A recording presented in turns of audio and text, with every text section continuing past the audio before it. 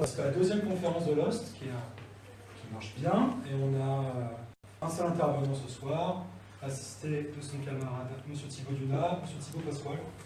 Forgeron talendier sur qui je marche les appels.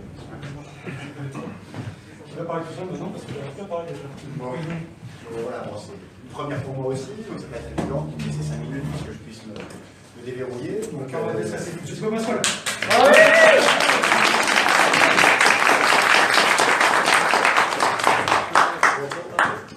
Et donc voilà. Déjà merci à vous tous d'être venus. Pour moi, ça me fait réellement plaisir. Je me rends compte depuis maintenant 5 ans qu'avec essayer de fabriquer des épées, il y a du chemin qui a été fait. Il y a tout le monde ce soir qui vient pour connaître mon travail. Donc, je dois avouer que ça me fait plaisir. Donc les sujets qui seront ce soir, on va parler des simulateurs AMHE, des simulateurs AMHE, donc sur la demande moderne en premier abord. Donc je serai assisté de Thibaut Dunat, qui est talendier de métier aussi et forgeron de métier, qui vous parlera plus de la partie métallurgie, donc et plus de la partie histoire, toujours en restant dans le thème épée.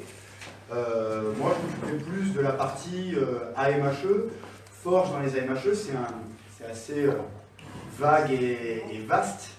Donc, on va essayer de se contenter de rester dans la demande actuelle et le comparatif avec une demande historique, entre guillemets. Donc, voilà, ça va tourner un petit peu au niveau de ces thèmes. Vous allez participer un petit peu, bien sûr. À la fin, il y aura des questions sur le tout. Et puis voilà, donc on commence par ça. Donc les simulateurs AMHE, demande moderne, de nos jours, on a besoin de quoi? Donc on va faire un petit quiz à nous tous. Quelles sont vos contraintes en tant que pratiquants modernes?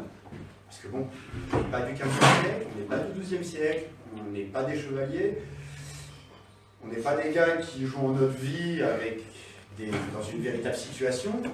Donc on a une autre demande. Pour vous, quelle est la demande moderne quand vous avez un simulateur? Qu'est-ce que vous attendez de ce simulateur? Donc allez-y, n'hésitez pas, posez, il n'y a pas de questions idiotes. Qu'est-ce que vous attendez d'un simulateur? Qu'il soit aussi sûr que possible. Aussi sûr que possible. Donc un simulateur résistant. La sécurité. M. Dunat, quelque chose qui est mis de suite en avant. Deuxièmement, qu'est-ce que vous attendez? Qui correspond le plus possible à la sensation d'une épée réelle. Correspond le plus possible à la sensation d'une épée réelle. Ok. Un truc très bête, qui n'est pas les défauts du simulateur que j'avais auparavant. C'est-à-dire? Eh bien, c'est très très personnel, mais si avant j'avais un simulateur que je trouvais trop ceci, trop cela, j'avais tendance à rechercher un simulateur qui n'aura pas ce défaut-là.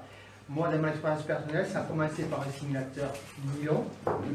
Donc, j'ai trouvé certains défauts que je ne voulais, qui m'ont horripilé en particulier. Donc, ça va être le robot, ça va être des trucs comme ça. Donc, je ne voulais pas de le simulateur que j'ai eu après. Dans le simulateur que j'ai eu après, il y a eu de nouveau des choses qui m'ont gêné. Et donc, j'affine petit à petit, comme ça. C'est très bien que tu en parles, Olivier.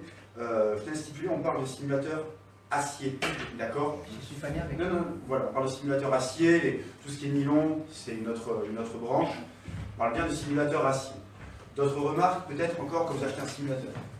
Que visuellement, déjà, il ressemble à une épée. Visuellement, il ressemble à une épée. D'autres? Vous n'avez pas des trucs qui vous viennent en tête? De la durabilité, il faut qu'on puisse l'utiliser pendant longtemps. Durabilité. Ok. On veut l'utiliser régulièrement, qu'il soit flex. Qu'il soit flex.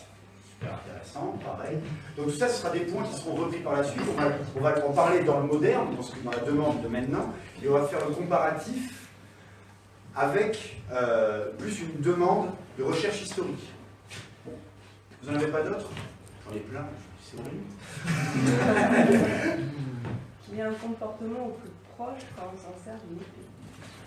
Au plus proche. Comportement surtout, par exemple, c'est le niveau du mouvement, le niveau du comportement, le niveau du comportement.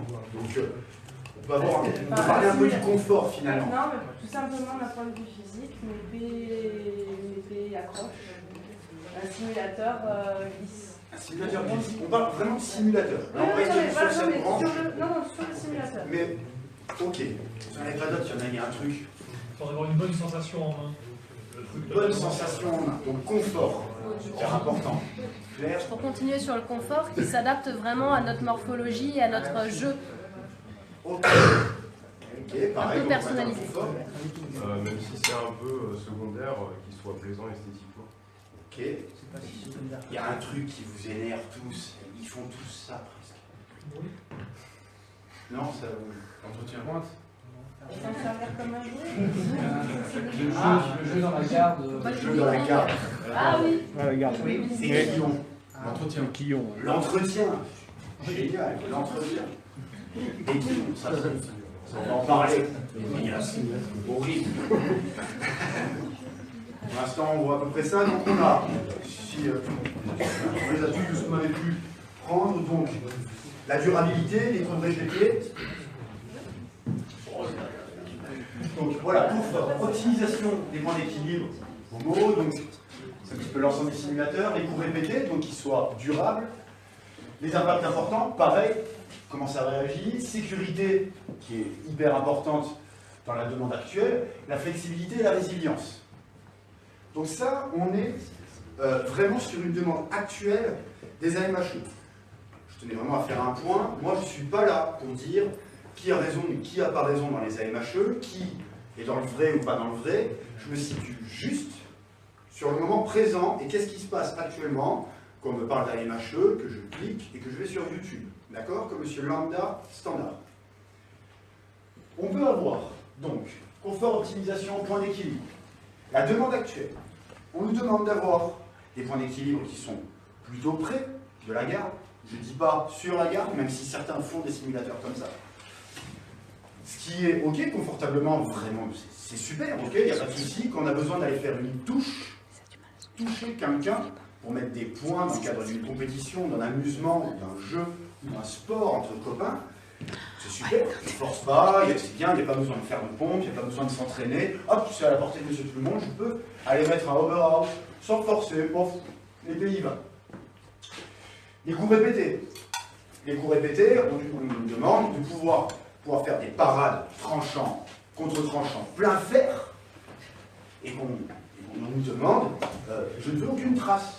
Ah, ça a marqué. Forcément, oui, si j'ai paré plein fer, avec mon tranchant, oui, ça a marqué. Imaginez avec une tranche. Les impacts importants, la sécurité. Donc alors là, forcément, c'est le point important.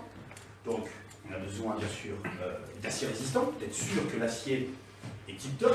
Donc, on reviendra sur la partie métallurgie, c'est M. Dunat qui s'en chargera.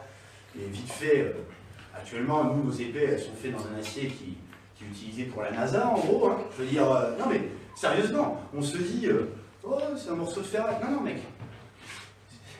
De nos jours, là, on est sur une technologie de pointe. Il y a des gars qui maîtrisent leur boulot et ils savent ce qu'ils font. Donc, on est vraiment avec des aciers qui sont très compétents. Donc voilà pour les impacts importants et pour pouvoir se tenir dans le temps. Et la sécurité, voilà, c'était ça.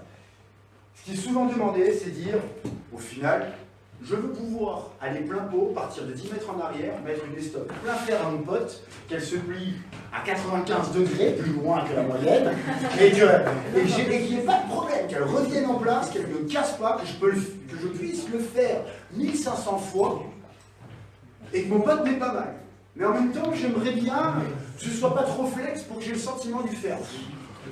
Bon, à un moment donné, il faut faire un choix, il faut savoir qu'est-ce qu'on veut. Est-ce qu'on veut un jeu entre copains? Est-ce qu'on veut des outils adaptés pour pouvoir faire un jeu? Historiquement, on voit les simulateurs de chez Meyer qui sont clairement adaptés à ça. Les mecs ont adapté leurs épées pour pouvoir faire joujou. On va sûrement nous reprendre. Je mettrai ça plus dans la classe sport. Je comprends qu'il y a d'autres suites, c'est pas mon boulot. Mais sur les épées, quand je vois la construction des épées, je me dis ces mecs sont là pour pouvoir se poiler.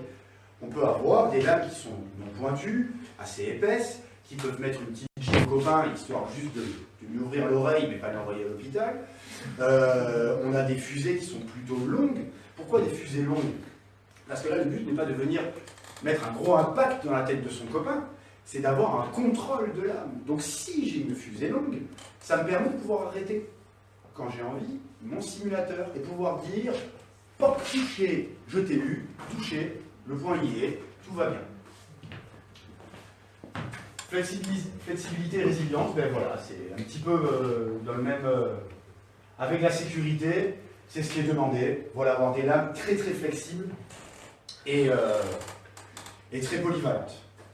Donc ça, c'est ce qu'on nous demande de nos jours. Donc, on va passer un petit peu plus là où je vais m'étendre sur la partie plus de mon travail, de notre travail, de comment doit se comporter un simulateur avec des attentes historiques. Bien sûr, tout le monde va me dire, oui, le top c'est la tranchante. Bien sûr que le top c'est la tranchante.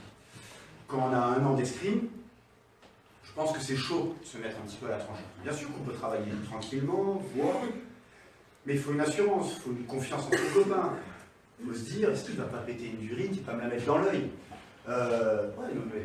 Non mais c'est con, mais le mec a une arme de guerre, hein. Je veux dire, c'est un truc, ça fait 2000 ans qu'on s'étripe à coups d'épée, ça marche bien, pas de souci. Donc voilà, c'est des choses à prendre en considération. Ça peut être plaisant de jouer avec des copains, de dire on va pas prendre trop de risques, on va pouvoir aller un petit peu plus loin dans le sparring, aller porter un petit peu plus loin l'assaut, avec un minimum de sécurité. Donc, voilà, dans le cadre de notre boulot, le but est d'essayer d'avoir des simulateurs qui correspondent à vos attentes, et donc peut-être avec les défauts, en fait, d'une véritable épée. Donc, pour avoir, voilà, par exemple, les défauts, ça on en parlera tout à l'heure, Thibaut vraiment vous expliquera tout ça. Là, on a des exemples de tranchants sur un acier assez tardif. On voit que ça ne réagit pas de la même manière. Qu'est-ce qu'on demandait? Voilà, donc on parlait tout à l'heure de confort, de flexibilité, de tout ce qui est demandé. De nos jours, on veut pouvoir avoir un aspect esthétique comme une vraie épée. Ok, j'ai envie d'avoir une vraie épée dans la main, mais je ne veux pas blesser mon copain. Bon, premier critère, premier problème, on n'a pas le droit d'avoir des tranchants. Donc cette épaisseur, qui part sur les tranchants, qu'on peut enlever sur les épées affûtées, où je la mets? Il faut bien que je l'enlève quelque part, si on veut avoir les mêmes points d'équilibre et les mêmes épées, et plus ou moins le même comportement. Donc on est forcé de réduire sur l'épaisseur de l'épée. Au final, on va réduire l'angle des émoutures pour pouvoir avoir ce côté sécuritaire et en même temps obtenir un peu plus ce flex. Plus on va réduire la taille de la section, plus on pourra obtenir de la flexibilité.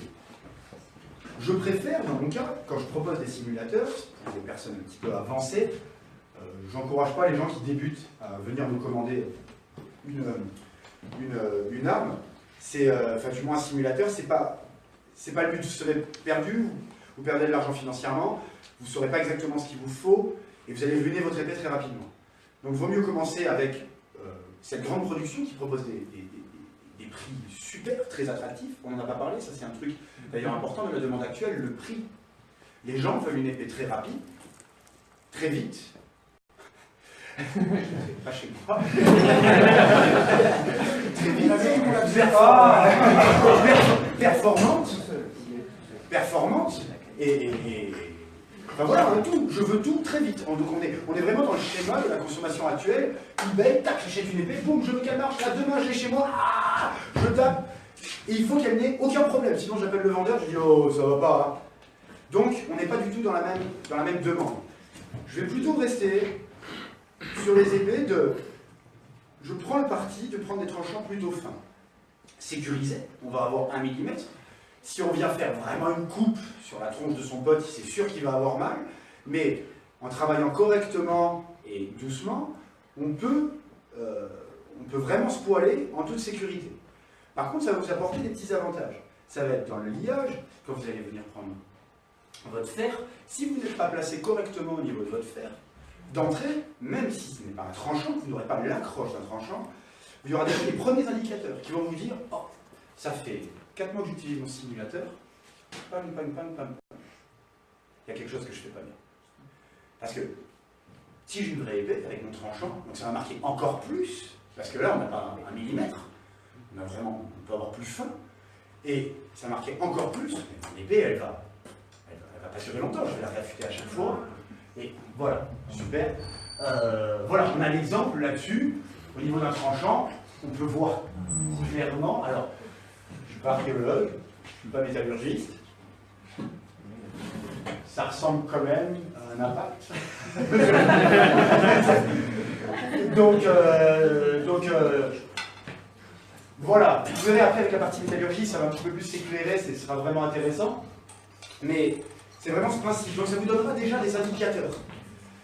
D'avoir aussi une flexibilité qui est moins importante, comme une vraie, de pouvoir avoir vraiment un bon liage, même si les vrais ont quand même parfois une bonne résilience, on peut avoir quand même un bon liage, sans pour autant rentrer dans la sursécurité de se dire que je peux mettre une estoc plein fer à mon copain et qu'il n'y aura pas de problème. Non.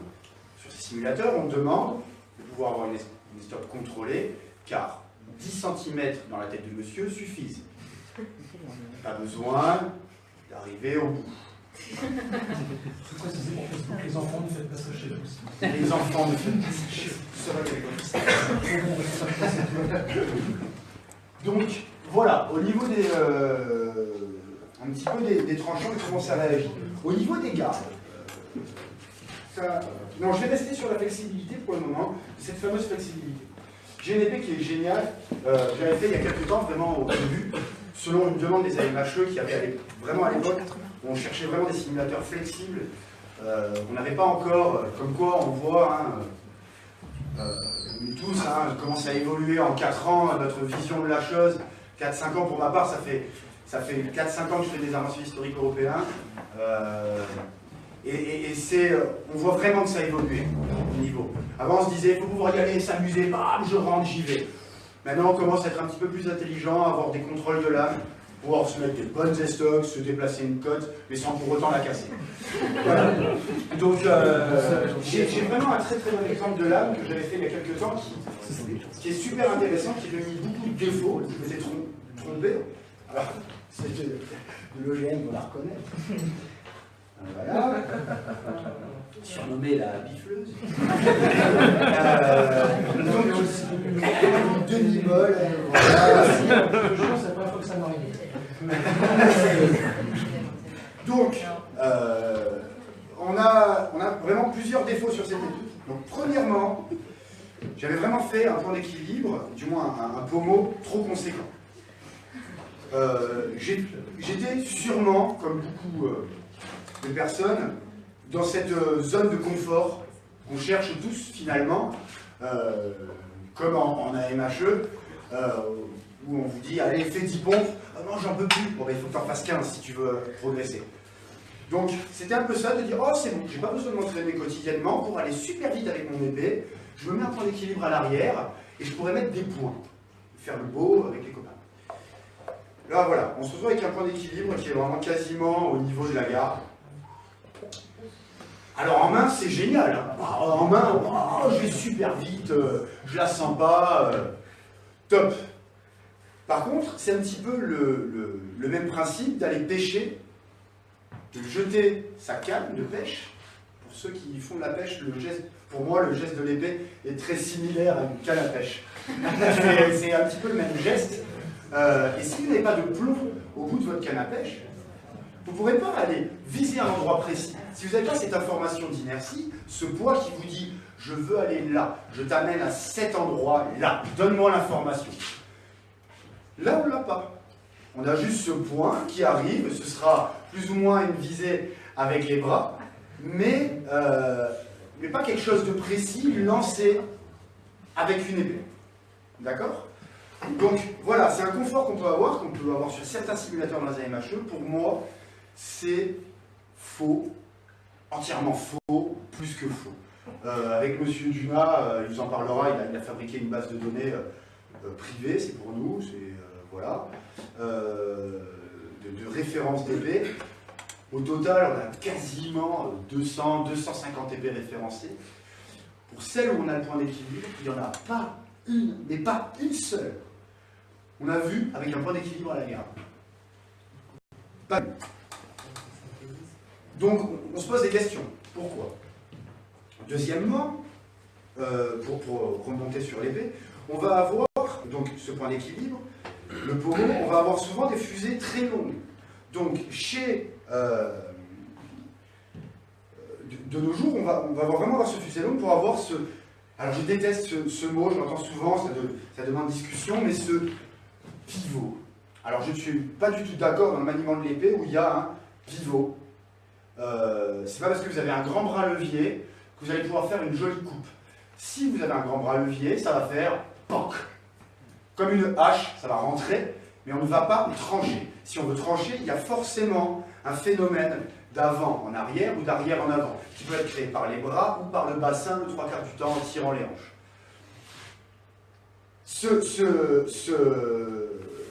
Voilà, ce confort qu'on va avoir sur ces longs simulateurs, c'est quelque chose où je ne suis pas forcément partisan, même si on retrouve des épées histo avec des fusées assez longues. Je pense honnêtement, pour parler l'épée longue, que des fusées plus courtes sont plus adaptées. Pourquoi? Parce que si on a une fusée plus courte, on a un point d'équilibre qui va forcément plus loin, puisqu'on a moins de poids vers l'arrière. Si on va plus loin, on va avoir un meilleur contrôle d'inertie, une meilleure visée vers l'adversaire, et on va avoir une meilleure réponse de l'âme. Quand on va venir prendre le fer avec son pote, tac. Si j'ai du poids vers l'avant, j'ai une information qui me dit quelque chose. Si j'ai une épée qui n'est pas trop flex, j'ai une information qui me dit quelque chose. Il me dit, il pousse, il est léger, il rentre, il me cherche. Il y a clairement une information au niveau du ressenti de la lame. C'est là où on va revenir justement sur la lame. Si on se retrouve avec des simulateurs avec une flexibilité trop grande et un confort, je veux dire, de tranchant, une flexibilité trop grande et un point d'équilibre vers l'arrière, on ne pourra vraiment pas décider de son combat, de son action à prendre. Je pense que c'est assez dur, sans information, de juger qu'est-ce qui se passe. Voilà pour au niveau de la lame. Là, je voulais venir là-dessus, pour revenir sur les aciers modernes, sur la flexibilité, justement sur cette sécurité dont tu parlais. On peut obtenir, alors celle-ci, voilà, c'est le truc. Là, on n'a aucune réponse, on ne sait pas du tout ce que le copain dit, et en plus, on est vachement en sécurité. Donc voilà l'avantage d'un acier moderne par rapport à une épée historique, ça peut faire ça. Ok? Voilà. Donc là, on a un acier moderne, on a du flex. Voilà, on a vraiment du flex. Alors on se dit, oh c'est bon, j'y vais. Mais on aura vraiment un contrôle de lame des plus déplorables. Si on n'est pas... Alors ce défaut peut être très intéressant pour le travail si on n'est pas parfaitement dans sa coupe, si par exemple si on n'est pas bien droit avec une lame trop flex, la lame va faire ça. Ok? Donc ça peut être emmerdant. Chez Meyer, c'est vachement cool, il y a des coups, de venir choper la tête de l'autre sur le côté. Ça c'est sympa. Mais on reste dans le cadre épée de guerre, épée tranchante, mort. Voilà. Donc, vous voyez, ça c'est vraiment pas le top. Et avec un point d'équilibre à l'arrière, une flexibilité comme ça, on a vraiment tous les défauts qui nous apportent des réponses. D'abord, si on n'est pas droit et si on n'est pas bien dans sa coupe, l'épée va avoir une flexibilité. Vous avez vu, hein, je l'ai plié quand même malade, elle est quasiment revenue en place. Donc voilà. Voilà un petit peu au niveau des lames, qu'est-ce qui est demandé de nos jours et qu'est-ce qui est demandé à une lame. Pareil, on demande des quillons, ça c'est le truc qui revient tout le temps. Ma garde-bouche. Ma garde-bouche. Une épée, je ne pense pas qu'elle est soumise à 2 entraînements par semaine à prendre des chocs et des chocs et des chocs et des chocs dans les quillons, dans la garde. Je pense que ça pourrait coûter cher au bout d'un moment. Et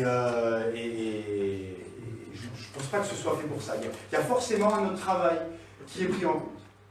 Alors attention, je ne dénigre pas les AMHE modernes. On est en 2017, il y a des choses qui vont avec son temps, il faut s'adapter à ce qui existe. Mais il ne faut pas oublier d'où on vient. Faut faire, pour ma part, je pense qu'il faut faire les deux. Donc d'abord, la compréhension de l'art historique, comment ça fonctionne, et après, on peut commencer à se poiler. Mais je pense que c'est vraiment obligatoire d'avoir la compréhension d'une véritable épée. Donc, par exemple, au niveau des quillons, si on n'arrête pas de faire nos parades, un petit truc que j'ai vu là, je prends à 45 maintenant pour mes parades, pour éviter que de griller trop vite mes tranches. Donc je prends à 45, répéter dans la garde, ça va bouger. Le mec va venir, du moins le client pour ma part, ma garde bouge, fait clic. T'as de la chance, logiquement, t'avais plus de main. Voilà le truc. Si elle n'est pas là, on se retrouve avec ce problème, quoi. Elle fait clic-clic. Heureusement, l'airbag s'est déclenché. Donc c'est un petit peu voilà, cette demande moderne où on n'est pas, on n'a pas cette vision sur une épée historique. Du moins, je ne pense pas. Le mec demande tout simplement d'avoir ses doigts protégés et de sortir à peu près vivant d'un truc pas cool qui lui arrive. Non mais c'est vrai, je veux dire, se battre, je pense pas que ça devait être commun de se battre à la tranchante. Si on avait un duel à mort 2 fois par semaine, le mec qui dure 20 ans, il est balèze, hein, statistiquement. Celui qui dépasse le mois déjà. Donc voilà, c'est vraiment, il faut remettre ça en question. Donc au niveau des gardes, oui, ça bouge. Je fais de mon mieux pour répondre à la demande des AMHeurs de maintenant, de faire des montages non historiques, pour que ça ne fasse pas clic-clic, que les épées chantent, qui est super classe, et de répondre à cette demande, parce que c'est vraiment une demande qui est récurrente. Et j'arrive à le comprendre, parce que quand on a investi 800 ou 850 euros, ou 1000 euros même dans un simulateur, on n'a pas envie que la garde fasse clic-clic. Mais il faut se remettre en question. Le truc, c'est, est-ce que tu as envie d'un simulateur qui t'aide à progresser? Donc si ta garde te dit, ça fait clic-clic, c'est peut-être que tu vas trop chercher avec ta garde, et que si tu es souvent dans la garde, déjà ça pue. Si le mec est déjà là, alors on peut reprendre, mais c'est plutôt piquant. Donc, voilà, ça donne les bonnes informations pour pouvoir travailler correctement. Par la suite, je pense que c'est une obligation des gens qui veulent vraiment faire des arts martiaux historiques européens pointus, c'est de passer sur la tranchante. C'est quelque chose qui est une obligation. Vous demandez sur la tranchante pour le sentiment du fer. Comprendre comment un tranchant réagit. Et encore, là, je vous parle de tranchant moderne. M. Dunas va vous en parler. Waouh, on s'amuse avec des tranchants qui tournent à du 52, 55 Rockwell. C'est monstrueux. C'est vraiment monstrueux. On prend un bidon, on le voit chez certains fournisseurs, les mecs peuvent mettre un coup d'épée dans le bidon, elle n'a aucun problème, il a tranché le bidon sur 2 cm. Ok. Là, pour moi, je pense qu'on n'est pas dans le juste. Je pense qu'on n'est pas dans le juste. Donc voilà cette demande. Et dans la réalisation de mes simulateurs, ce que je cherche à avoir, c'est de répondre à ça. C'est pas forcément d'apporter le meilleur confort et d'avoir le simulateur le plus optimal pour pouvoir gagner. Le but est d'avoir un simulateur qui vous permet de travailler quand même en sécurité et qui soit le plus optimal pour vos recherches. Donc avoir une fusée cohérente. Pareil, je reviens sur la fusée, excusez-moi, c'est un petit peu un bordel aussi. Je repense un petit peu au tout de l'épée. On peut revenir sur la fusée, avoir une fusée cohérente au niveau de la prise en main. De nos jours, on va avoir des grippes modernes. Les mecs vont mettre quelque chose qui est très résistant, où on peut y aller, on peut presque faire des parades chauds dedans. C'est bon, il y a eu un coup d'épée, il n'y a pas de souci, ça ne m'a pas coupé le fil, je peux y aller, mon épée est en bon état, il n'y a pas de souci. Si on prend une véritable épée, on ne va pas avoir la même chose. On va vraiment avoir du bois en dessous. On va avoir du fil de lin en dessous, ça dépend des fois. On va avoir du cuir. c'est pas la même demande. Donc on va avoir une résistance dans le temps qui est quand même moins efficace que du velcro pour raquette à tennis, quoi. De dire, non mais voilà, il y a un truc que je fais rien que pour le cuir, c'est je souffle dans mes mains avant l'entraînement, dans mes mains et sur ma fusée. Je sais, j'ai l'air d'un con, mais pour pouvoir juste un petit peu humidifier le cuir et avoir, tac, ça y est, ah ça y est, je vais la glisse plus. Elle est dedans. Donc c'est des petits trucs qu'il faut prendre en considération au fur et à mesure dans l'étude de cette prise en main de la fusée qui, je pense, est vraiment importante et de sa tenue dans le temps. Donc c'est sûr que si on s'entraîne 2 fois par semaine, qu'on fait des parades avec la fusée, ça m'est arrivé. Ça vous est tous arrivé sûrement. Où on fait ouh là là. On se retrouve avec un bel impact sur son épée à 800 €, on est dégoûté. Mais on est bon là. On se dit, waouh, il y a eu l'impact, qu'est-ce qu'il y a eu? Ok, le cuir a volé, ok, il ne faut pas faire ça tous les jours. Je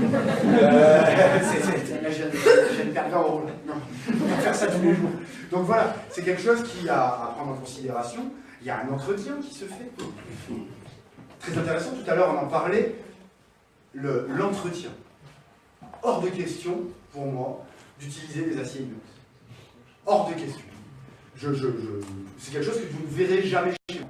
Alors, je comprends tout à fait dans la demande actuelle, où les mecs veulent pouvoir s'entraîner avec les mains en sueur, ranger son simulateur, revenir à l'entraînement, il n'a pas rouillé, là, rien ne fait que des clics, tout est optimisé, c'est découpé laser, c'est assemblé. Génial! Et c'est vraiment la demande qui est le plus adaptée de nos jours. Je ne cherche pas, pour ma part, à avoir tout le public. Il y a des mecs qui font ça super bien, vous les connaissez, on a des fournisseurs en France qui assurent bien et qui nous proposent des produits à pas cher et intéressants. Et ça, c'est vraiment pas mon type de clientèle. Mon type de clientèle est vraiment quelqu'un qui va me dire, là je suis un peu perdu avec, pour pas citer de nom, avec mon épée standard, les plus communes, un 33 par exemple. Je suis un peu perdu, j'avoue que j'arrive plus à progresser. Qu'est-ce qu'on peut faire? Première question, moi je lui dis, comment tu bosses? Tu travailles avec qui? Comment tu travailles? Déjà, à la limite, montre-moi ton simulateur. Je pourrais répondre à des questions. Et par la suite, c'est l'amener, lui dire, voilà, ça comme défaut, ça comme défaut, ça comme défaut, tu as peut-être ça à corriger. Je ne parle pas d'escrime, hein. Je ne suis pas là à dire, tu dois corriger ton escrime là-dessus. Moi, je donne juste des réponses sur l'épée. J'ai ça comme information, ça comme information, ça comme information, ça comme information. Ça me dit que tu fais ça, ça, ça, peut-être pas bien. Elle est pliée ton épée? Ouais. T'es peut-être allé plein pot.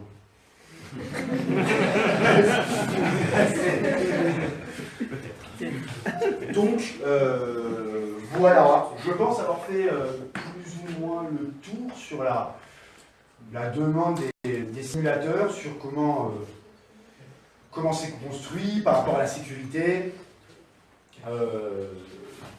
Voilà, je ne sais pas si vous avez d'autres questions, peut-être en relancer, ouais. Une question, ça n'existe pas les aciers inox, il n'y a pas de flex, c'est pas ça l'inox, c'est pas... Non, des super... Non, pas forcément carbone. Enfin, il y a des aciers inox qui sont vraiment très très performants, ou du moins des aciers pas forcément inox, mais qui vont être riches en chrome ou nickel, et donc qui vont être antioxydants, et qui vont vraiment beaucoup plus résister dans le temps. Est-ce que toutes les épées rouillent là même? Toutes les épées rouillent, mais les pommeaux. Les pommeaux rouillent. On trouve pas mal de pommeaux qui commencent à apparaître sur le marché, inox. On a reçu nos simulateurs, là au club, inox. Mais trop raison, il a trop raison le gars. Il dit, mais pourquoi je me prendrais la tête? J'ai pas envie d'en vendre 200 et qu'il y a un gars qui vienne, il rouille. Voilà, il fallait pas aller picoler avec les copains après l'entraînement, il fallait mettre de l'huile. Donc, voilà.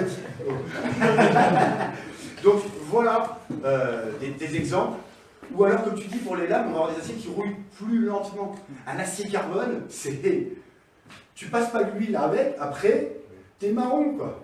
Il y a un collègue qui arrive, il dit « Oh, t'as une nouvelle épée !» Tu vois le mec qui arrive qui fait « Taf, touche pas, mais pas les doigts !» Tu peux être sûr qu'il y a une empreinte. Moi, Dire, sur mes épées, là, j'ai les experts qui passent à la maison, je suis grillé direct, quoi. Je veux dire,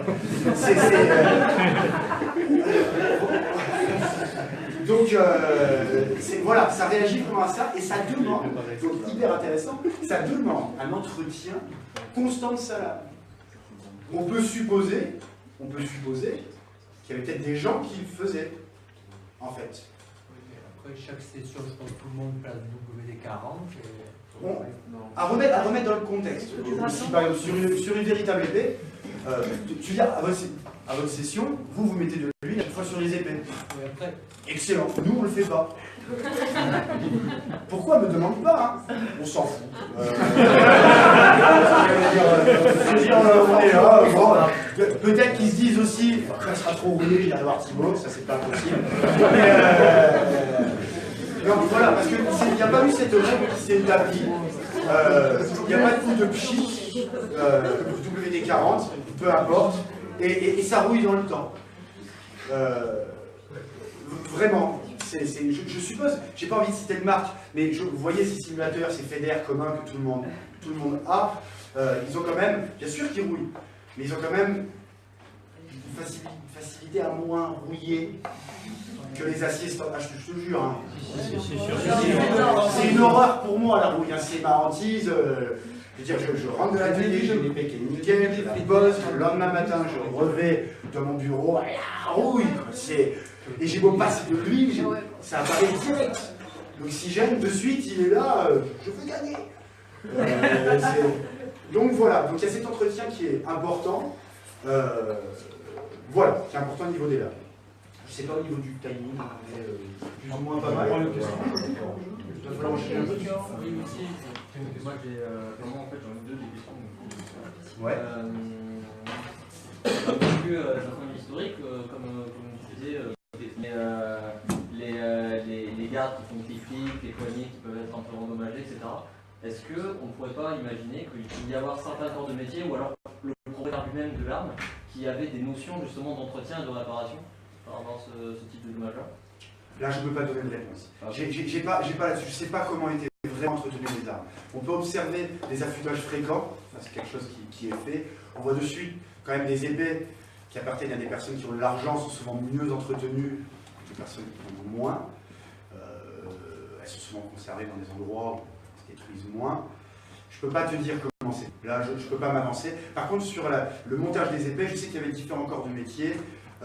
Il pouvait y avoir plusieurs centaines d'épées faites en série.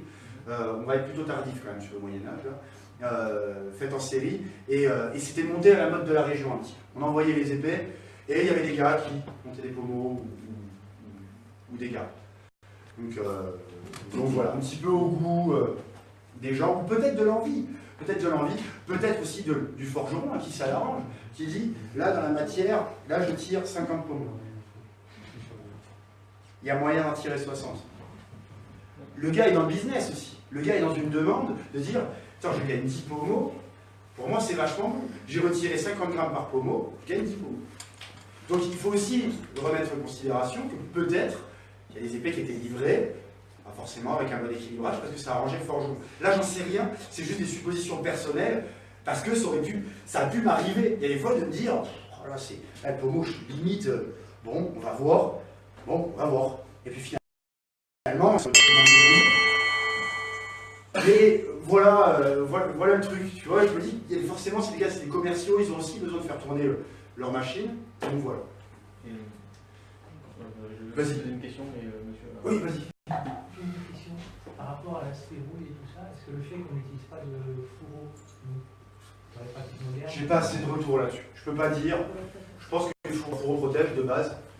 Pas les quilons, pas le pommeau. Je pense qu'un fourreau est réellement adapté.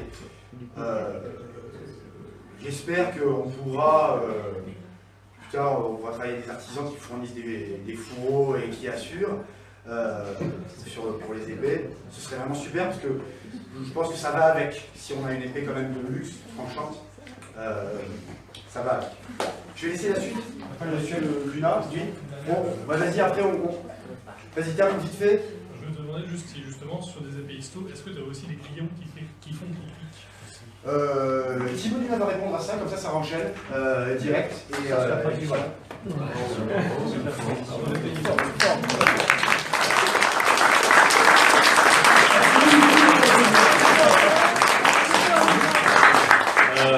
Alors, est-ce qu'on a des clients qui font clic-clic? J'ai envie de dire pire. Nous, on a des méthodes, en fait. On a développé justement par rapport à votre demande ici, hein, pour le confort, ce qu'on a vu tout à l'heure. On a développé des techniques justement pour éviter que la garde bouge trop. C'est quand même incommodant, voilà. Moi-même, quand j'ai eu ma première épée, rapidement, c'était très bien. Donc, elle a rapidement fait clic-clic. Au départ, je ne connaissais rien, c'était il y a un peu moins de 10 ans. J'ai fait de la merde cette épée. D'accord. Alors, au-delà de faire clic-clic, on a même justement sur des épées de guerre énormément d'exemples de garde où il y a un côté ou même les deux qui font carrément ça. D'accord. Là, on sent que le gars s'est pris justement un choc plein lourd. Et souvent, on voit que là aussi, il y a un sens, puisque souvent, c'est seulement un client qui a fait. Alors moi, donc là, je suis ici pour vous parler un peu plus des aciers. Pour rebondir par rapport aux aciers inoxydables dont on a parlé tout à l'heure, quoi que vous fassiez, en fait, l'acier même inoxydable va rouiller. Attendez au moins quelques millénaires et en poussière. La petite digression un peu marrante que vous allez pouvoir sortir le dimanche midi entre la poire et le fromage, c'est pourquoi est-ce que l'acier rouille. Est-ce que quelqu'un sait, des fois, pourquoi est-ce que l'acier rouille? Alors, justement, je ne vais pas prendre d'intervention, justement, puisque j'ai eu effectivement le cas classique, c'est normal, on pense ça, hein, effectivement, puisque on voit clairement qu'on met son épée en milieu un peu humide ou même à l'extérieur, il y a une oxydation, c'est l'oxygène qui vient arracher. C'est l'inverse, c'est le fer qui capte d'autres éléments. Le fer essaiera toujours en fait de retourner à son état stable, qui est sous forme de minerai. Minerai de fer. Ça, c'est son état stable, donc la forme du minerai va pouvoir rester comme ça des millions d'années. La surface de Mars est recouverte d'une surface d'hématite rouge. Ça ne bougera pas. Quoi. Il va y avoir quelques petites collisions moléculaires, ça ne bouge pas, ça restera comme ça, sur les aciers. Alors, on va reprendre un petit peu les contraintes ensemble. Excusez-moi. On va parler donc, des contraintes que nous avons vues tout à l'heure avec un parallèle entre les aciers d'hier et les aciers d'aujourd'hui. Le problème avec le Moyen-Âge, pour parler des aciers, si on parle d'archéométallurgie, c'est que le Moyen-Âge c'est 1000 ans. Donc faire une petite présentation comme ça de 10 minutes, un quart d'heure sur l'archéométallurgie, c'est très très succinct. Donc, tout ce que je vais vous dire est à prendre avec des pincettes, c'est sourcé quoi qu'il arrive, ce que je vais vous dire, parce que je fais beaucoup de recherches. Après, si vous désirez qu'on en parle un peu plus, n'hésitez pas, je suis 15 heures, donc vous filez des pistes et compagnie. Pour commencer, pour parler un peu plus de la dominante forge, nous, dans l'atelier, nous travaillons des aciers donc modernes. Thibaut en a parlé, donc des aciers qui répondent bien, qui ont une bonne élasticité, qui ont une bonne résilience, donc la capacité à revenir à sa place, comme la fatigue que vous avez fait la démonstration. Mais les aciers de nos jours, quels qu'ils soient, sont des aciers, je dirais, parfaits. Si vous les regardez au microscope, les infusions, vous les comptez sur le doigt d'une main, d'accord, sur 1 mm². C'est quelque chose de très abouti, on a tout expliqué par la chimie et par la physique, donc maintenant, il n'y a aucun secret, d'accord. Si vous croisez un forgeron qui dit j'ai le secret, non, il n'y a pas de secret, d'accord. Tout est expliqué, tous les traitements thermiques, il n'y a rien à faire. Tant que vous vous renseignez un petit peu, vous achetez un bouquin, c'est bon, vous pouvez forger, il n'y a pas de problème. D'accord. Il en va évidemment autrement de l'époque médiévale, c'est pas sur 1000 ans. Donc là, on va rétrécir un peu notre domaine en se disant on va s'intéresser plutôt au bas Moyen-Âge, ça fait partie du 10e au 15e, mais même plutôt à la fin du bas Moyen-Âge. C'est là vraiment où, en métallurgie, on est un peu plus pétère. Qu'est-ce qu'on va prendre comme exemple? Eh bien, on va faire la liste justement de nos contraintes et on va les prendre par rapport à la demande historique. Le confort, l'optimisation des points d'équilibre. On l'a vu tout à l'heure. Un point d'équilibre, de nos jours, que l'on retrouve plus près de la garde. Nous, sur toutes les épées que nous avons compilées, effectivement, et quelles que soient les épées, on va faire une généralité pour les besoins d'exposer, mais il existe énormément de variables interindividuelles entre épées. Mais on a globalement des points d'équilibre qui vont vers la tendance. Pourquoi? Eh bien, ça on peut le comparer en pratique, d'accord? Là, il n'y a pas d'école de forgeron d'épée, on l'apprend. Thibaut avait commencé bien avant moi, c'est lui qui m'a pris dans le truc. mais j'ai beaucoup tapé avant pour me rendre compte aussi que c'est un travail vraiment empirique. On peut vous donner tous les conseils du monde, faut que vous tapiez, quoi. C'est en forgeant qu'on fait bien. Alors, donc pourquoi c'était pour ce soir, on va y aller. Faut bien tomber un peu. Pourquoi ça s'explique? Eh bien, si vous avez assez peu de matière vers la pointe pour permettre justement d'avoir un retrait de votre point d'équilibre vers la garde, eh bien, la résistance générale de votre lame en pâtira.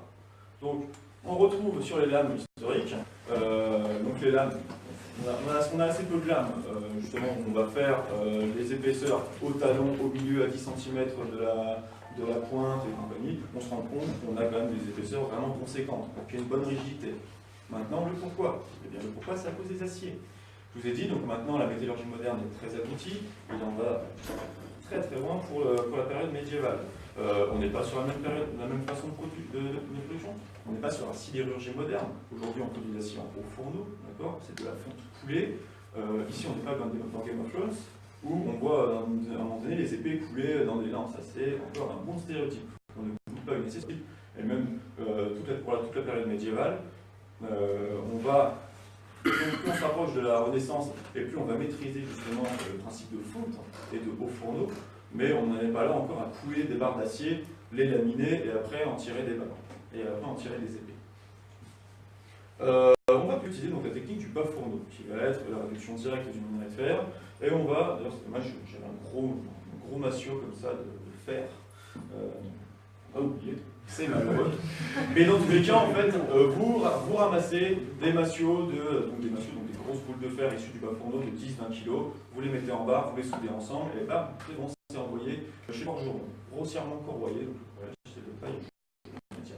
Le meilleur exemple pour ça, on a bien ici donc, un acier, alors qui n'est pas médiéval, c'est un acier du 10e, mais qui est bien, donc qui est antérieur à tous les procédés modernes de sidérurgie.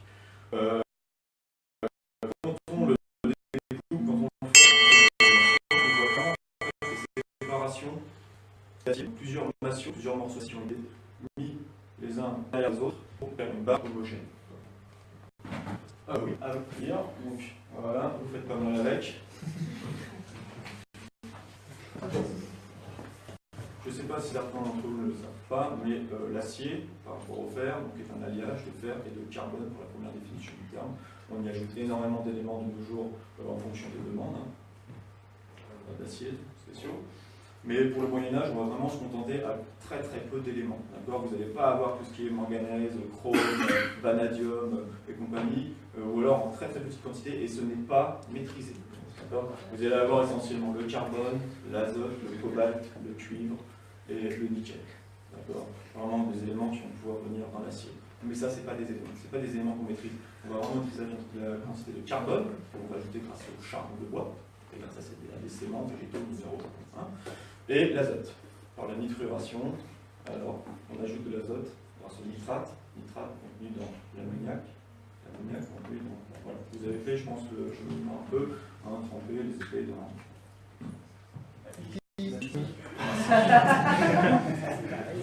On le fait pas.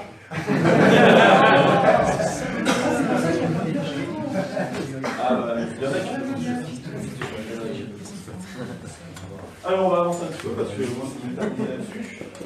Donc c'est bien sûr le point de pied, voilà. Alors pour répéter, un impact important, pareil, donc vous avez vu à côté, acier adapté.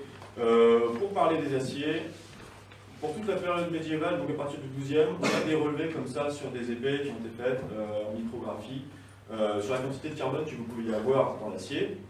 Voilà. Si c'était une quantité de carbone homogène, parce que vous pouvez très bien avoir, comme sur l'acier que vous faites passer, si vous faites un gros plat de cet acier-là, vous allez avoir une grosse veine de carbone au milieu. Le reste, c'est du fer plus ou moins pur.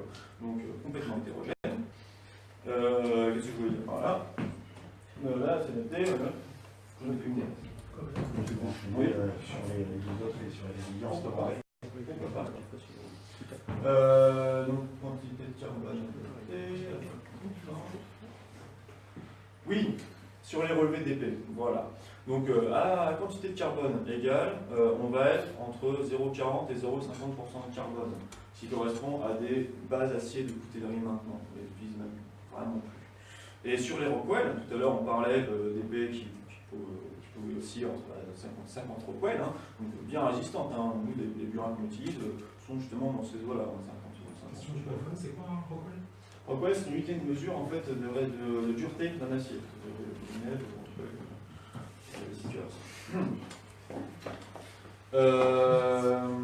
Oui, je vais finir ma phrase quand même. Sur les Rockwell, donc maintenant vous avez des outils, des épées qui sont de 50 Rockwell.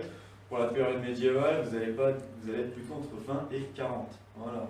Donc si ça vous intéresse, vous avez des études, très bonnes études, notamment d'Alan Williams pour la meilleure bibliographie, hein, qui a fait un comparatif d'épées comme ça, du 10e jusqu'au même 16e.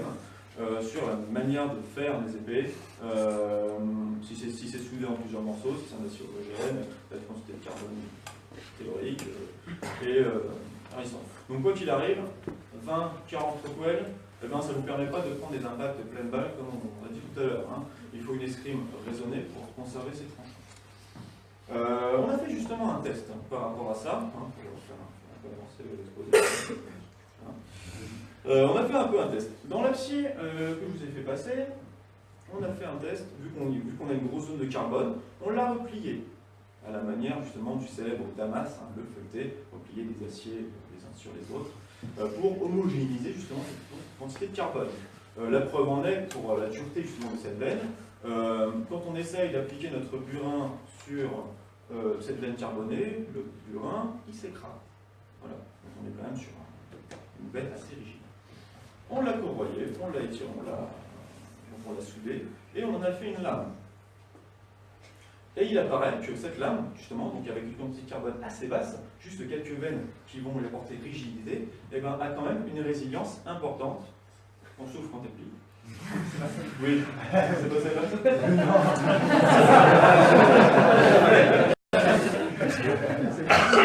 Donc en fait, super intéressant ce qu'il disait. En fait, celle-ci, ça a été donc le premier test qu'on avait ramené, où on a pu savoir qu'il y avait une veine. Si tu me permets, Adrien, et le propriétaire d'une arme forgée avec cet acier. Et donc, pour pas, comme disait M. Dunat, pour pas se retrouver finalement avec vraiment ce problème qu'on peut avoir. Là, on n'est pas faux, là, historiquement. Hein.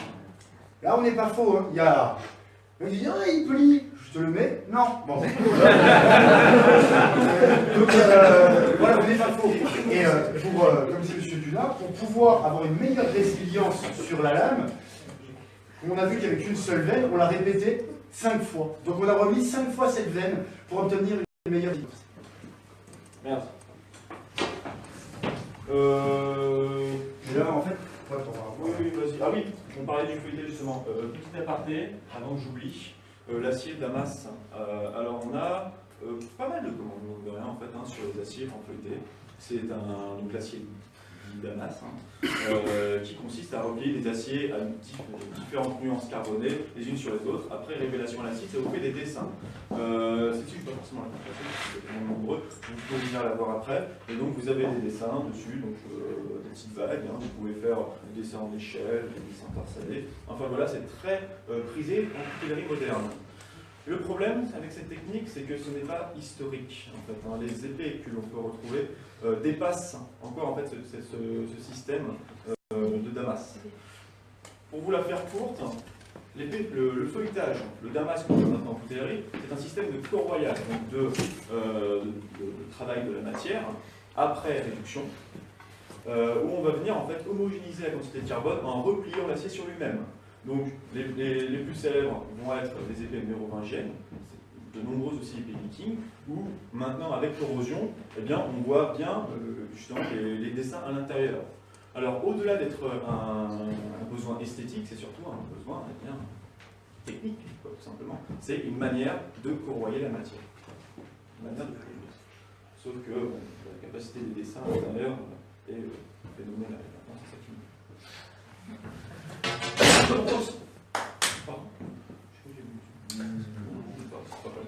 pour revenir un peu plus sur la partie forge maintenant, donc on a vu en grande ligne une contrainte, les traitements thermiques.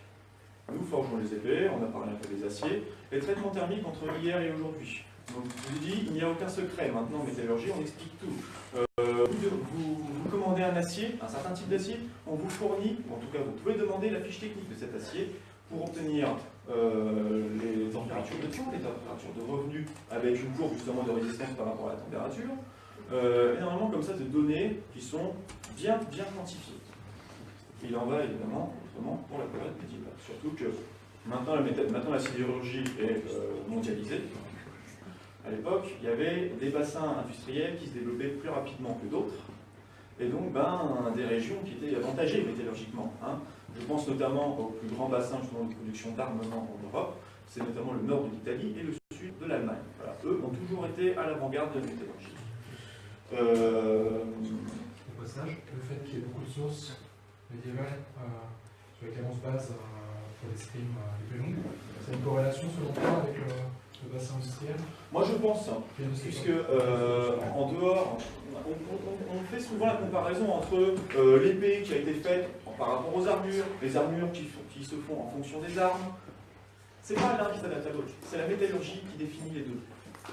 Si vous pouvez vous permettre de faire des armures de plate ou de faire justement en fait, des armes de plus en plus longues et pointues, qui sont de plus en plus des stocks, eh bien c'est parce que votre métallurgie le permet. D'accord, plus ça va, et meilleur justement l'utilisation de l'air, et on peut se permettre d'avoir ceci. Et donc oui, la majorité des épées, pour ce qui nous concerne nous, pour les armures, oui, on se base justement sur ces bases.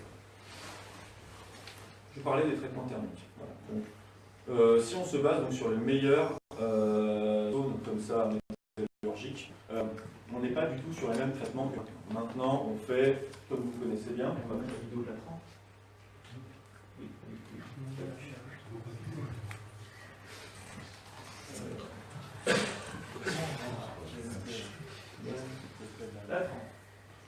Voilà.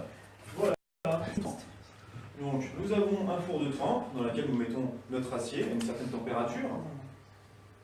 Et voilà, une fois sorti, on vient appliquer l'épée dans un bain liquide pour saisir l'acier et le rendre extrêmement dur. C'est pas de la pisse, hein, c'est il faut que le geste soit précis, rapide, pour qu'il y ait justement cette descente en température. Il faut faire. Wow, c'est obligatoire. Il faut mettre de l'énergie dans Et du coup, le liquide, c'est quoi? C'est de l'eau, c'est de l'huile? Là, c'est de l'huile. Une huile de trempe aussi, pareil. Tip top, en tant que professionnel, on est forcé d'utiliser une huile vraiment adaptée. L'huile d'olive du Pertus, c'est génial. Il y en a certains d'entre vous qui ont des épées trempées à l'huile d'olive du Pertus. La question, je peux, mais historiquement, du coup, la trempe à l'huile se faisait aussi au Moyen-Âge? Alors, je vais vous en parler. C'est un problème vachement cher. Alors, oui. On est sur un acier moderne. Oui, sur un acier moderne. Donc oui, là on trempe principalement à l'huile, puisque voilà, c'est conseillé, c'est préféré, les huiles ont un point étincelle vraiment haut, donc je veux dire, l'acier va vraiment pouvoir baisser en température à vitesse grand V. Après ça, on fait de nos jours le revenu, donc qui consiste à réchauffer légèrement la matière pour enlever justement ce côté cassant de la matière. Parce qu'à la trempe, elle devient extrêmement dure, très bien, mais elle peut recevoir un choc et se casser. Tout forgeron qui se met à la coutellerie ou qui a forgé justement des outils, eh bien, rencontre par expérimentation justement des cassures, des tapures, donc voilà, des cassures dans la matière. Au Moyen-Âge, comment ça se passait du coup, sans ces données métallurgiques? Eh bien, par essai et erreur, chaque forgeron étant tributaire justement de déjà quelques milliers de métallurgie artisanale avant lui, eh bien, il a une somme de connaissances basée évidemment sur l'essai et l'erreur. Donc si on prend les meilleurs bassins métallurgiques, donc on va dire les meilleurs exemples, la trempe il la connaissait, ça n'avait aucun problème. Il savait d'ores et déjà que tremper un acier dans l'eau ou dans l'huile, alors pour l'eau et pour l'huile, il faisait déjà la trempe à l'huile, mais plutôt pour les petits outils. Si je prends le moine Théophile du XIIe siècle qui vous donne des solutions pour tremper des aiguilles, des alènes ou encore des petits scalpels, et bien il vous dit, le petit truc là c'est à l'huile, le reste c'est à l'eau. D'accord? C'est possible, c'est une source. Donc, oui, la trempe, il la connaissait. D'ailleurs, petit entre guillemets, d'ailleurs, l'acier que j'en nomme aujourd'hui, eh bien à l'époque, ils faisaient une distinction claire entre le fer et l'acier, ça a subsisté pendant un petit moment, mais ils appelaient acier vraiment un fer qu'on a, voilà, à qui on a fait un traitement thermique, parce qu'il était vraiment... donc ils connaissaient la trempe, mais c'est là en fait, où il va falloir énormément travailler, nous, c'est sur l'expérimentation. On a des données. On sait par exemple que les épées n'étaient pas trempées entièrement, ou alors y a pas, on peut même voir qu'il n'y a vraiment pas de règle. Hein. Vous allez avoir des endroits en fonction de la quantité de carbone qui pourraient être plus durs que d'autres, et on voit qu'il y a des endroits aussi qui ne vont pas être trempés. Ça dépend vraiment des épées. Okay, il n'y a vraiment pas de code. Simplement, on peut penser que comme toutes les guildes médiévales, chacun avait ses petits secrets bien gardés. En tout cas, il était comme ça. Pour le rebus, on n'en sait rien, mais quoi qu'il arrive, pour la forge médiévale, il ne faut pas voir ça avec un œil contemporain, quoi, vraiment pas. Comment ? Le revenu ? Le revenu.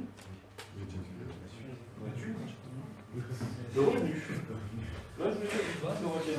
Eh bien, le revenu consiste à réchauffer la matière, l'acier entre guillemets trempé, à entre 200 et 300 degrés, hein, grosse fourchette, pour lui enlever toutes les tensions de la trempe et la rendre moins dure. Voilà. C'est ce qui permet justement d'avoir ce flex. Hein.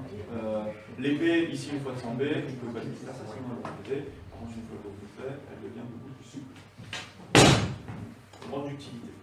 Et donc, avec Thibaut, on travaille beaucoup en ce moment sur les théories. Les théories, on pratique, hein, donc avec l'épée d'Adrien-Michard, justement, pour valider nos postulats. Mais pour celui qui prévaut le plus, on est sur de l'écrouissage. L'écrouissage, je vais vous dire ça vite fait ce que c'est. C'est le martèlement à froid de la matière pour resserrer ses grains. D'accord ? C'est voilà, taper la matière à froid, vous lui apportez la rigidité. À un moment donné, ça va dépasser le point de rupture plastique. Et voilà. Mais on travaille là-dessus. Si vous avez des épées au Moyen-Âge qui sont moins carbonées, mais vous demandez quand même une bonne résilience, eh bien, l'écrouissage pourrait être la bonne solution. Tremper assez bas, pour justement, et pour s'enlever le côté cassant hein, de la matière, mais compléter ça avec de l'écrouissage. On a des sources qui nous permettent d'attester ça. Déjà, c'est... Vous voyez un peu la surface que vous avez sur l'acier, des petits... comme des, je sais pas, des écailles, quoi. Ça fait un peu écailles, quoi. Ça, on rencontre ça énormément sur les épées médiévales. Voilà. Alors, on n'est pas sûr que ce soit, si c'est pas la rouille qui a piqué la matière comme ça, mais c'est des empreintes bien rondes, uniformément sur la lame. Et bon, alors, elle ne ressort pas comme ça la lame, hein, historiquement. Après, on a passé un coup de lime, un coup de meule pour abraser, mais quoi qu'il arrive, quand la matière vient à être corrodée, eh bien, il y a les zones moins crouilles vont être beaucoup plus facilement attaquées. Donc, ça laisse des empreintes caractéristiques. Voilà, c'est une hypothèse parmi tant d'autres. Voilà. Ah oui, tiens, ouais, autre vidéo. Ah, un autre exemple de notre travail. Tu l'as, quoi, celui-là?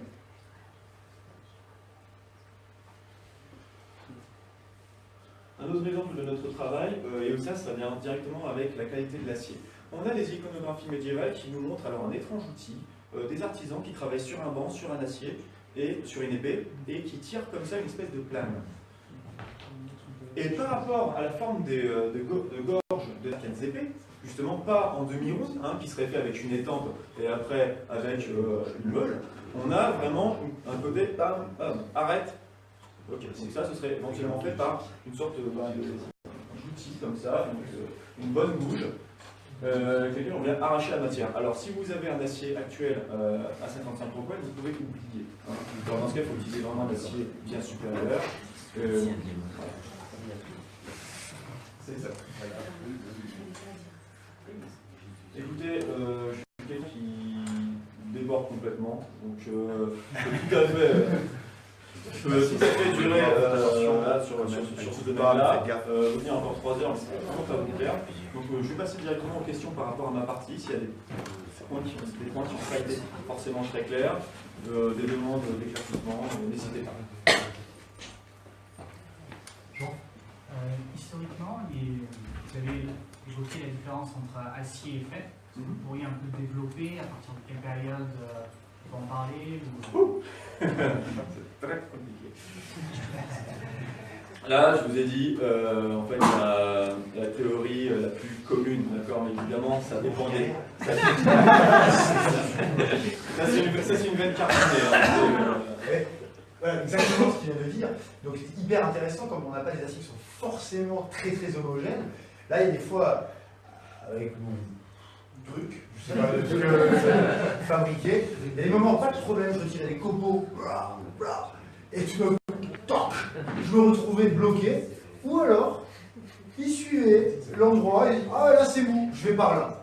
Donc ça va être hyper intéressant de retrouver sur des épées histo, de peut-être regarder parfois des gorges qui ne sont pas droites, et c'est peut-être dû à cet enlèvement de matière, comme il y avait un endroit plus dur, le uranium va à l'endroit le plus tendre.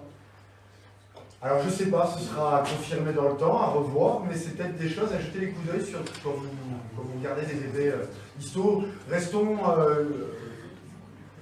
10e, 13e siècle, à peu près sur cette période. Hein. Tout à fait, pour répondre à votre question.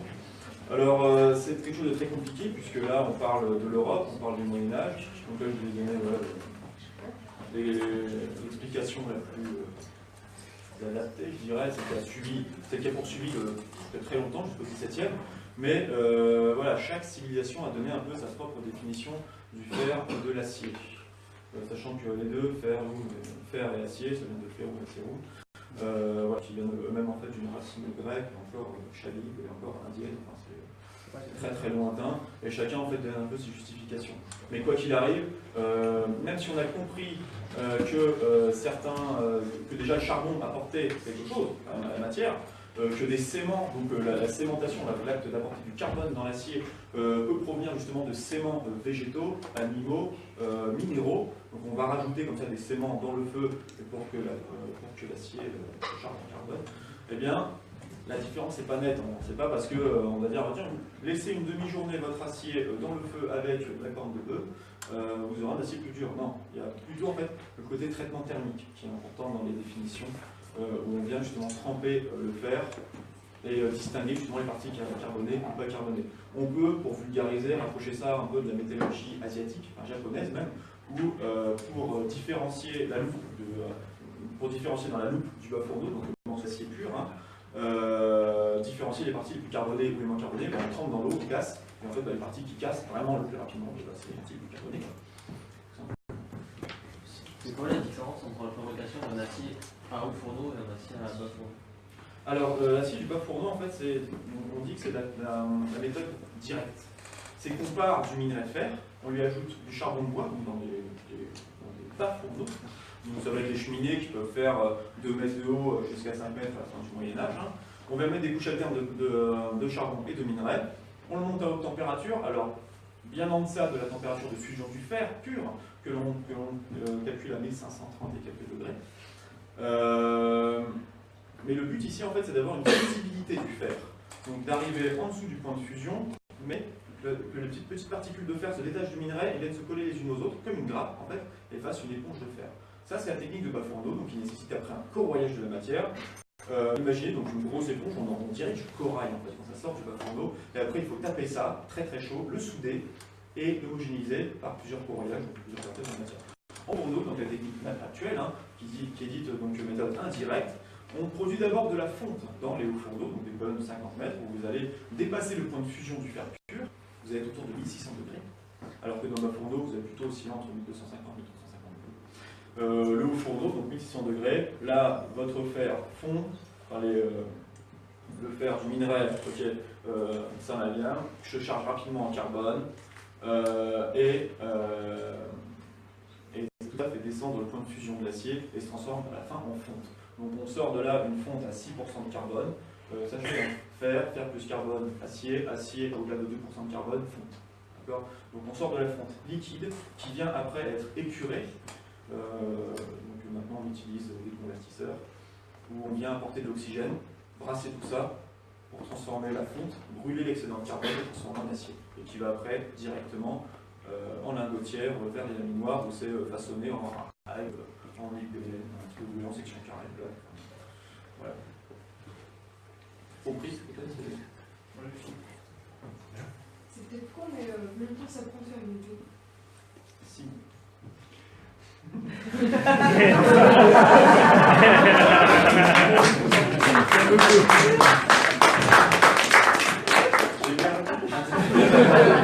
Non, alors, ça dépend vraiment de la complexité, évidemment. La question est actuelle ou historique? Actuelle. Ok. Non, actuelle, ça dépend évidemment du travail sur l'acier. Celle qui nous prend le plus longtemps, c'est vraiment les lames en feuilleté, puisqu'il y a un gros travail de soudure de la matière. On est vraiment derrière la forge pendant de très nombreuses heures pour faire justement ce travail de feuilletage. Sinon, tout est tout seul. J'ai un minimum d'une semaine par lame, pour ma part. Vraiment, je sais que j'ai des collègues à moi qui vont plus vite. Rentre dans le chou, carte. J'ai un minimum d'une semaine par lame, à peu près. On a l'exemple d'Adrien, on a bien mis un mois et demi. Ouais, il me fallait un mois et demi, c'est vrai qu'il y a des moments où on ne pouvait plus avoir en peinture, un art, mais ouais, ça a mis un moment quand même. Du coup, celle-là, elle est trop dans la piste quand on est Non, ça a été en fait, le plus dur, je dirais, d'accord avec moi, c'est de garder cette rigueur en fait, de concentration sur le long terme. C'est foncièrement faire la forme, tout ça, c'est pas très dur. C'est rester concentré sur tout le long, parce qu'on n'a vraiment pas le droit à l'erreur. À un moment donné, on va être à sa bande abrasive, là. C'est bon, j'équilibre, je suis bien, puis il a accroché. Non. Et là, on regarde, boum, on a un trou dedans, ça a mangé, on met la règle, on voit qu'on a mangé. Allez, c'est mort, poubelle, tac, c'est fini. Et là, vous venez de griller, 3 jours de boulot, ça dégage. Et on ne peut rien en faire. On peut rien en faire. C'est très complexe. Imaginez rien qu'un coup de marteau, c'est anecdotique, puisque j'en suis arrivé en fait récemment. Vous avez les deux, en fait, j'étais proche de la cote finale, en fait. Je vois une petite imperfection, je mets un coup de marteau, un peu fort, ce qui fait un impact assez conséquent dans la matière. Donc là, aller récupérer en fait justement le niveau, et ben vous n'êtes plus dedans, c'est fini. Sinon ça fait trace de forge, c'est bien, ça fait historique. Mais quoi qu'il arrive, un coup de marteau, je leur tiens, qu'est-ce que tu manges demain soir, bam, ça y est, c'est fini. C'est bon. C'est vraiment l'erreur fatidique. Donc c'est ouais, ça prend du temps, mais comme on dit, c'est finalement la répartition des forces, la matière, de pouvoir amener l'acier où on a envie, finalement c'est pas ça le plus dur. Comme on dit, c'est vraiment cette rigueur d'assemblage, de minutie, parce que être fabricant d'épées, c'est pas juste être forgeron et forger des épées, il y a beaucoup, je dirais presque de la bijouterie dedans, quoi, de la minutie. Alors, je suis pas encore à ce niveau, du moins on n'est pas encore à ce niveau de finition parfaite. Ça prend énormément de temps et d'expérience. On espère pouvoir arriver à proposer d'ici quelques temps une gamme très luxe, vraiment plus proche des cotes historiques, avec des aciers historiques et avec une finition tip top. Mais ça demande beaucoup de temps, beaucoup d'entraînement et de patience. Ça c'est vraiment la patience. Des moments, je sais qu'en tant que nerveux, il y a des moments où j'ai mes nerfs qui me lâchent, où je suis fort dire, non là ça fait 8 heures que je suis sur cette saloperie de pommeau, je ne peux plus me le voir. La carouse, la carouse a été pour moi une véritable horreur. J'ai passé 2 jours sur le pommeau. Alors, heureusement, M. Dunin faisait la lame, mais j'étais sur le pommeau pendant 2 jours. À la fin des 2 jours, je crois qu'il reste une rayure sur le côté. C'est vrai, c'est pas parfait. Donc voilà. En bas à gauche. Ah, le fameux pommeau. L'horreur. Ça, c'était vraiment l'horreur. Celui-là, on a pris le choix avec Thibaut de le faire en 2 parties. C'est ce qui nous a semblé logique en regardant les photos. Malheureusement, je ne peux plus l'avoir en vrai. Mais en regardant les photos, il nous a semblé que le pommeau était en deux parties. Donc on a pris cette option. On a pris l'option de le faire en deux parties. Et pour l'instant, ça va. Une question à Yann, justement. Oui, tout à l'heure tu parlais justement, tu as donné un coup de marteau un peu fort, un truc comme ça, tout ça. Et est-ce que sur des épées histo, justement, vous avez des traces de réparation ou de... Énormément. Des épées qui ont été raccourcies. Ouais. Des défauts, aussi, tout simplement de forge. Alors, sur les épées historiques, alors maintenant les épées qu'on a, si vous la regardez avec l'œil, bon, vraiment c'est bien axé. Alors, pêle-mêle, vous allez avoir des lames avec des quillons d'inégale longueur. D'accord. Un désaxage complet entre le talon et la soie. Pareil avec le pommeau, hein, c'est rock'n'roll. D'accord. Aucune épée droite. D'accord. Ça c'est fondamental. Il y en a même beaucoup qui partent aussi comme ça, sur une belle flèche. Ça vient certainement de la trempe. Hein. Le gars qui forge ça, c'est pas doué, mais bon. Ça c'est la trempe, malheureusement.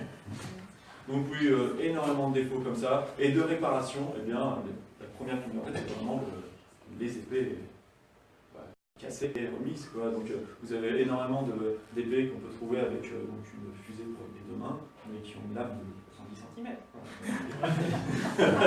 Alors oui, c'est une technique martiale spécialement, c'est juste que ça a cassé. Mais c'est tout. La suite, alors j'avais... Moi, je pose la question pour le outillage que vous utilisez. Vous avez l'air d'être intéressé aux aciers historiques. Et au niveau des techniques, est-ce que c'est à l'ancienne marteau ou... Alors on peut avoir à l'ancienne marteau, alors c'est pareil, à remettre dans le contexte, qu'est-ce qu'on par frappe tu veux dire, donc pas par choc, par marteau pilon ou par martinet. Voilà, ça existe depuis super longtemps en fait. On se dit que c'est moderne, 12e siècle. Mais voilà, martinet c'est 12e siècle. Donc les mecs qui sont pas pris, quand on a une masse qui fait 5 kg d'acier, enfin. Si, c'est possible à faire à la main tout seul, il n'y a pas de problème. Je pense qu'au bout de 10 ans, tu arrêtes le boulot. T'as plus de bras, t'es en compote, c'est mort, quoi. Donc il faut 3 ou 4 Golgoth à la limite qui envoient à la masse. Et là, ça peut être cool, mais sinon, comme dit Thibaut, voilà, 12e siècle, il y a des martinets, et les gars peuvent vraiment se grossir le travail. Donc ça, c'est fait. Alors ça nous ferait kiffer grave d'avoir une meule. Ça, ce serait top. Pour bosser historiquement, il faudrait une énorme meule d'abrasion. Une rivière. Une rivière avant ses mains pour actionner un gros martinet. C'est ça. Ça risque de faire beaucoup. On a bien la mairie de Toulouse, là, se met sur le bord. Donc voilà, donc vraiment, oui, c'est respecté dans la manière historique. Il y a aussi le budget à prendre en compte. Si on a un client qui nous dit ouais, moi je veux une épée historique, totalement historique. Tout historique. Tout historique. Sûr, hein? Oui, ok, viens avec moi, on va parler. C'est parce que ça... Voilà, si tu veux un pommeau forgé entièrement, oui. Fait à la lime, fait à la pierre, tout, voilà, nickel, tout historique. Ouais, ça va chiffrer. Ça va chiffrer beaucoup. Parce qu'il faut multiplier par 3 le temps. Moi, j'ai peut-être pas encore les techniques, mais ça demande un boulot vraiment conséquent. On me dit, t'as pas le droit d'utiliser ta bande abrasive. Fais tout à la lime, rajoute un 0 dire. Parce que là, ce que je fais en 10 secondes, il faudra 10 minutes. Donc, Thibaut vient de découvrir que ça pouvait se faire à chaud il n'y a pas longtemps. Je ne savais pas. Quand c'est chaud, ça s'enlève beaucoup mieux. Mais voilà, il faut remettre dans le contexte. Alors oui, c'est possible. Il faut aussi s'adapter au budget et à la demande client. Donc c'est pour ça que 200 €, de nos jours, quand on voit une épée qui veut acheter 200 € ou 220 €, un simulateur, on se dit non mec, tu peux pas dire mon artisan, mon forgeron, mon épée forge. Non. Il y a des gars qui sont clairement des forgerons, hein. Les gars sont forgerons à la base, il n'y a pas de souci. Ils ont pris le choix du commerce et de développer leur industrie pour proposer un produit adapté. Chacun est libre de prendre ce chemin et ils proposent des très bons produits actuels. Mais pour moi, On n'est pas sur quelque chose de personnel. Voilà. On n'a pas un contact avec un artisan, on crée quelque chose d'unique qui est à soi et qui... Enfin, je pense qu'il nous est impossible de refaire une même épée. On me dit je veux la même, non. Elle ressemblera, mais non, on ne pourra pas faire la même. Ce serait inexact parce qu'au Moyen-Âge, on a quand même une stricte séparation des tâches. Donc c'est pas un forgeron comme on voit dans les films qui fait une épée de A à Z et qui va mettre 3 ans. Enfin, non, on a vraiment des grosses forges, des gros ateliers avec des gens qui font des combos, des gardes, des épées, d'accord. Mais c'est pas un artisan qui fait une lame de bout en bout. Enfin, sauf évidemment, il y a des exceptions, hein, qu'on a forcément vu au musée, mais les épées, du reste, voilà, c'est fait en série quoi. Autre question? Moi j'avais une question. Je vais pas repartir sur un autre exposé parce que je pense qu'on est 4 heures, mais depuis tout à l'heure vous parlez d'acier, etc. Mais est-ce que vous avez déjà pensé à travailler le bronze, des armes en bronze et des armes antiques? Alors, on en parle, on ne peut pas tout faire. On en parle, voilà. C'est vraiment autre chose. Le bronze, là, il y a une démarche particulière. Ouais, on peut pas. Puis pareil, c'est notre métier. Souvent, on va me dire, vous êtes forgeron? Oui. Quel forgeron? Moi, le bronze, j'y connais que dalle. Alors oui, ça m'est arrivé, on a fait des pommeaux et des gardes, mais la première expérience a été géniale. On a eu un volcan dans l'atelier. Je n'avais pas à équiper. Vas-y, cool. Du béton qui pétait dans tous les sens. Avec le truc qui sifflait, qui nous disait sors. Véridique, hein. C'est génial. Donc, ok, c'est pas comme ça. Donc il y a vraiment des métiers spécifiques. Voilà. Nous, notre boulot, c'est vraiment, je vais dire taillandier, mais même vraiment spécialisé dans l'épée. On ne prend aucune commande de couteau. Il y a plein de couteliers qui font ça très bien, les couteaux, non, trop petits.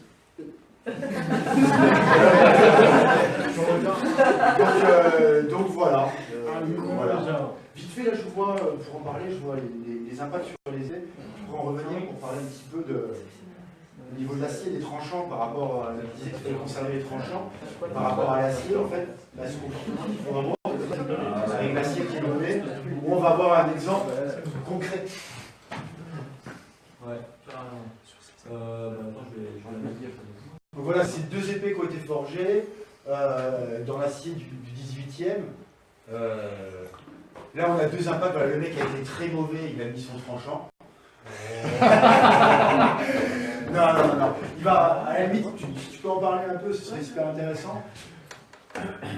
Voilà, on va voir ce que ça donne. Thibaut, Géorgie, vas-y, pour en fait, c'est juste une redite de tout ce qu'on a dit, c'est épée, acier de moins bonne qualité, hein, donc complètement hétérogène, donc des endroits sur le tranchant qui vont être plus ou moins carbonés, des tranchants, évidemment, hein, sur la majorité des lames, la grande majorité, des armes avec une pointe et un tranchant. Un tranchant que vous devez Pas en chambre, Et donc, vu la souplesse de l'acier, tranchant, ça fait un impact particulier. Ça impacte sur les couches à la lame. C'est le meilleur exemple. Il y a vraiment le. Alors, on s'est dit, on en parlait dans nos délires à l'atelier, quand on par loin. On disait, ouais, imagine, il y a des endroits c'est dur, il y a des endroits c'est pas dur, parce que c'est pas du tout homogène. Qu'est-ce qui se passe au final quand tu as un liage? Ce qui peut se passer, c'est que ça fait tout, je suis rentré dedans, ou alors, tout, j'accroche que dalle, et c'est lui qui est rentré. Et on peut se retrouver tout d'un coup avec une lame qui glisse, parce qu'il n'y a pas de problème. Et on se dit, c'est bon, hein, elle glisse, et tout d'un coup, elle ne peut plus glisser. Parce qu'on va arriver sur une zone qui est beaucoup plus tendre que l'épée du copain, et ça va faire toc. Ah, le plan ne marche plus. Vous comprenez en tant qu'escrimeur, vous voyez ce truc? On va voir, donc, avec des épées modernes tranchantes, on va avoir ce liage qui se fait comme on a une dureté qui est quasi homogène partout. On va se dire c'est bon, j'ai ma discussion, je sais très bien comment ça accroche exactement pareil de manière égale sur toute la longueur de la lame, donc je comprends ce comportement. Et là non, et là t'es marrant quoi. Et là ça colle pas, ça colle. Le gars enlève un morceau dans ta lame, faut pas paniquer. Voilà, Thibaut a montré l'exemple tout à l'heure de l'ODP avec le pet sur le côté. Là, ça a dû être chaud patate hein, pour le gars. Hein. Il a vraiment... Enfin, vous voyez là, le morceau, hein, on voit qu'il a épluché la lame et puis après il s'est arrêté. Il s'est arrêté Ça. Dans toutes les épées qu'on a, juste avant de partir, je me suis dit tiens, ce serait pas mal de mettre cette image comme ça. J'ai vraiment pas mis longtemps à en trouver une dans toute ma base de données. Parce que je sais que j'en ai plein avec des accros comme ça. Donc j'ai mis 10 secondes et bah tiens, ça va très bien.